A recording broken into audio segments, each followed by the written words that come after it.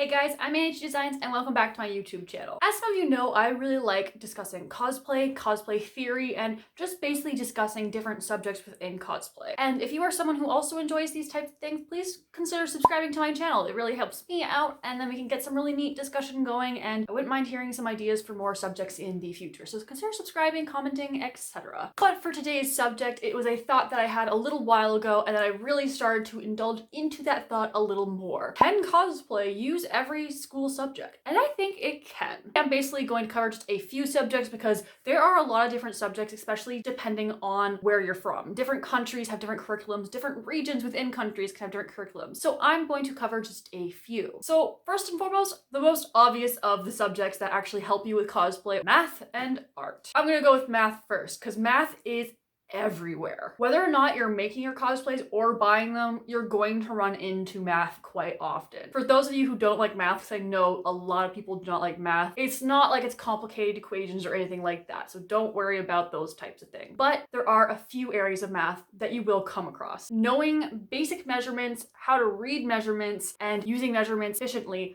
will definitely be useful. And knowing how to read measurements in imperial and metric is also really handy because different websites at different areas will use different types of measurements units. So if you're looking at an American site, they might be having their patterns listed in imperial. If you're looking at a Japanese site for buying cosplay, all the measurements might be in centimeters. So just knowing the difference between those two and such will help you out a lot, whether or not you're making or buying. Even if you're buying or making, you're going to be using money. So you might be coming into some money math and some accounting math and a little bit of budgeting here and there, depending on how into cosplay you actually are. And if you are into making cosplays, you might end up getting into pattern drafting and pattern making or pattern alterations. And suddenly you're going to be working with things like fractions. Lots and lots of fraction math, as well as geometry. But fractions comes in with the measurements because especially if you're working with imperial, the inches are divided up into halves, quarters, eighths, etc. So you're going to be working with that an awful lot. Now, if you are someone who wants to get into that kind of cosplay making where you're going to need to use fractions, I would highly recommend checking out my friend's channel. Their channel is called Gamer Math. I will have them linked down in the description, and they have a great video about using fractions that it makes it really, really easy. Even though that's something that I learned at about grade 7, so when I was about 13 years old, 12, 13, 14, I don't know, somewhere around there. A little refresher is always really, really nice. I would highly recommend their video on fractions. They actually made it correspond with the game The Legend of Zelda Breath of the Wild and heart containers and made it very, very interesting, and I would highly recommend if you need a refresher on fractions. The nice thing about the math involved in cosplay is none of it is overly complex, and especially with Gamer Math's help,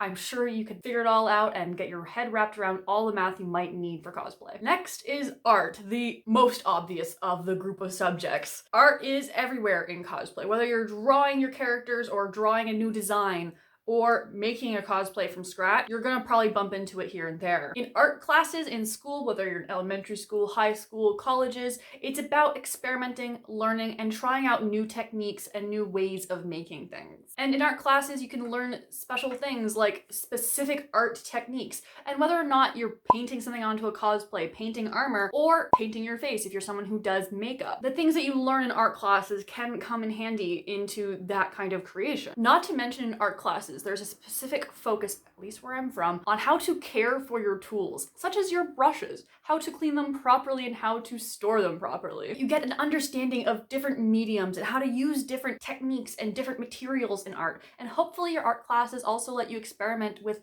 totally out there projects like some of my high school projects did. And now I use some of the things that I learned in art class all the time when I'm making cosplay. Now for a subject that's a little less obvious and how it can be correlated back over to cosplay, science. There are actually so many areas of science that can be used in cosplay. It's actually pretty fascinating, but it might not be the first one you think of when you're trying to think of school subjects that relate back over to cosplay. Buying or making, you're going to be wearing things that are fabric based. At least I hope you are.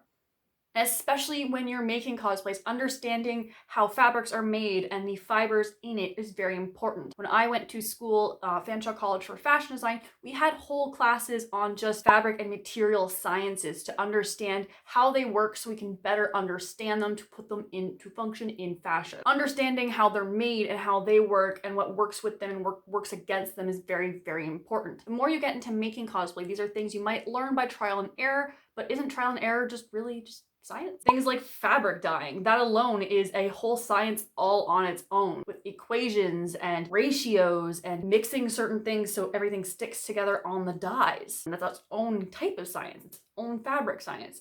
And again, we had an entire class on just that when I was in costume production. And when working on big, let's say, armor builds, you're coming into different sciences there as well. You might be working against or with physics sometimes, depending on how into it you are. And a more math-based science, engineering, which some would argue is just math, some would argue is just science, but wherever the stance is on that, some people do huge engineering builds in their costumes. And even when understanding how some of your materials work, if you're doing a big armor build that has Warbler in it, someone scientifically created that. Warbler is not a natural occurring thing. It's man-made, man-invented, meaning it has science involved with it. And understanding how it works comes down to scientific principles. So understanding how materials work and understanding how to work with them is all science. Next, English/literature. Depending on what country you're from, it might be called English, it might be called English Lit, it might be called just literature. Depends on what language you actually speak as your native tongue, but literature classes where you're learning how to